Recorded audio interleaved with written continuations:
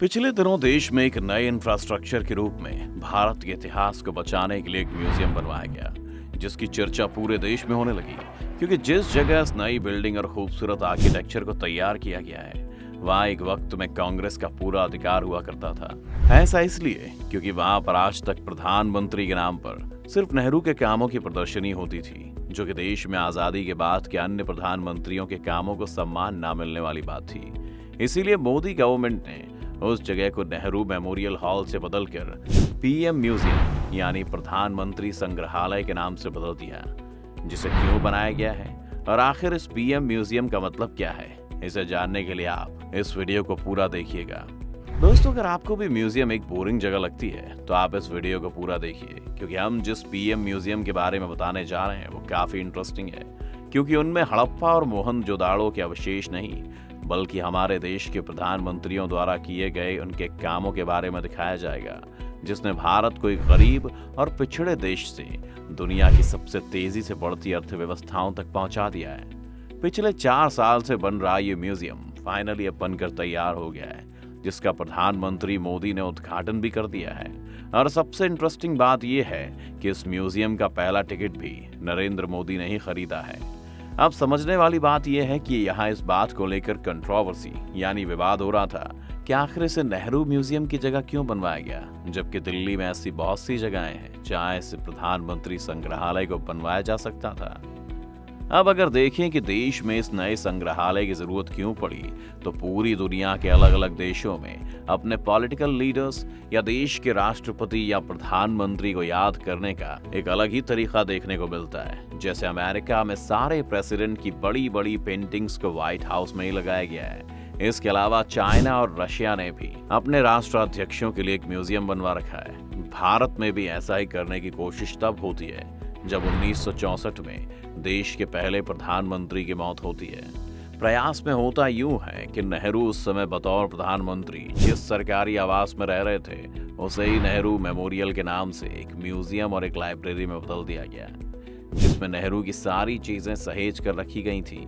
आजादी से पहले ये जगह ब्रिटेन के कमांडर इन चीफ का घर हुआ करता था, जिसे बाद में 3 मूर्ति भवन के नाम से नेहरू को रहने के लिए दे दिया गया था। ये मेमोरियल आजादी के बाद से ही इसलिए भी खास रहा है क्योंकि ये घर भारत में हिस्ट्री रिसर्च का एक बहुत बड़ा सेंटर बन चुका है।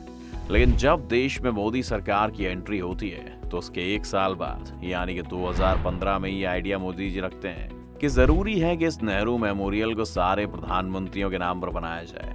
जिसके बाद 2018 में इस आइडिया पर काम करना भी शुरू हो गया और फाइनली ये इस साल तैयार हुआ।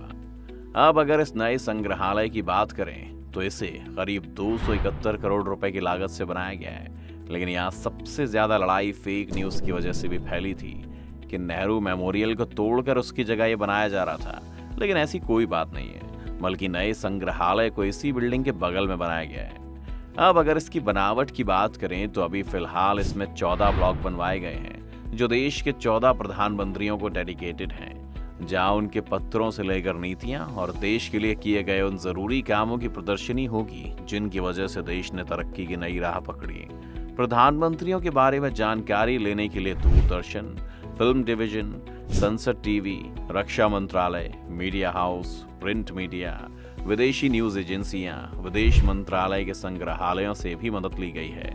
संग्रहालय में virtual reality, multi touch, multimedia, interactive kiosk, computerised kinetic मूर्तियां, स्मार्टफोन एप्लीकेशन, इंटरैक्टिव स्क्रीन जैसी हाई टेक्नोलॉजी मौजूद है। प्रधानमंत्री संग्रहालय में कई गैलरी हैं। इनके जरिए स्वतंत्रता संग्राम के प्रदर्शन से शुरू होकर संविधान के निर्माण तक की कहानियां दिखाने की कोशिश की गई है। ब्लॉक 1 के रूप में पहचानी जाने वाली तत्कालीन 3 मूर्ति भवन को ब्लॉक 2 के रूप में पहचान रखने वाले नवनिर्मित भवन के साथ जोड़ा गया है।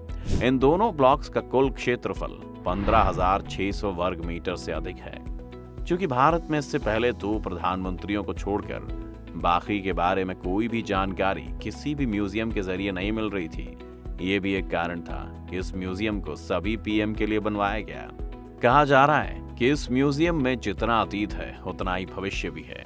इस म्यूजियम में 40 से अधिक गैलरी हैं और करीब 4,000 लोगों के एक साथ घूमने की व्यवस्था है।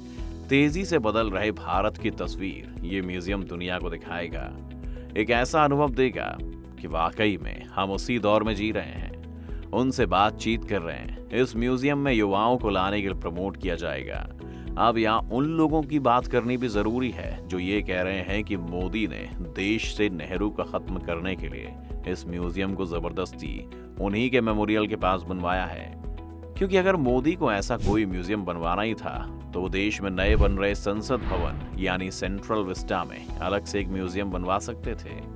लेकिन अगर मोदी की माने तो उनका इस म्यूजियम को लेकर तर्क ये है कि देश के युवा इस म्यूजियम को देखकर और सीख सकते हैं कि कैसे कोई भी साधारण परिवार से आकर देश का नेतृत्व कर सकता है। ऐसा इसलिए क्योंकि देश के कुछ प्रधानमंत्री बिल्कुल ऐसे ही आम लोगों के बीच से आए और देश के सबसे बड़े नेता बन गए, जिसके सबसे बड़े उदाहरण खुद मोदी जी हैं। इसीलिए देश को ये समझना चाहिए कि एक गरीब भी पीएम बन सकता है। अब ये म्यूजियम आने वाले समय में कितना जरूरी होता है और कितने लोगों को प्रभावित करता है, ये देखने वाली बात होगी। लेकिन देश की राजधानी दिल्ली अगर आप घूमने के लिए आते हैं और आपका जरा भी पॉलिटिक्स में इंटरेस्ट है तो इस म्यूजियम में जरूर जाइए और देखिए कि कैसे अब तक के 14 प्रधानमंत्रियों ने देश की तरक्की के लिए क्या क्या काम किया है, चाहे वो नेहरू हो, इंदिरा हो, राजीव हो, अटल बिहारी हो या खुद मोदी जी हो।